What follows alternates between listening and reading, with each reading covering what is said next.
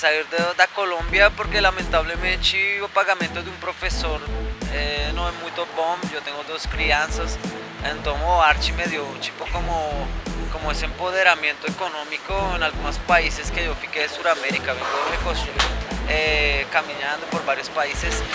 Brasil não é o único, mas aqui é o país que mais he ficado, que han sido 5 anos porque é demasiado grande. E bom, não sempre dá para ganhar um bom dinheiro, mas graças a Deus, ao menos fica a gratificação das pessoas que valoram meu trabalho com um sorriso. E bom, o incentivo do artista é isso. Que na cidade tem bastante árvore, eu chego aí, depois eu tenho que procurar um árvore específico que tenha uma rama específica, depois de encontrar a árvore, depois tenho que fazer uns testes de seguridade, porque depende de minha vida de aí, não? É arriscado, mas hay que ter matematicamente todo, entre aspas, controlado.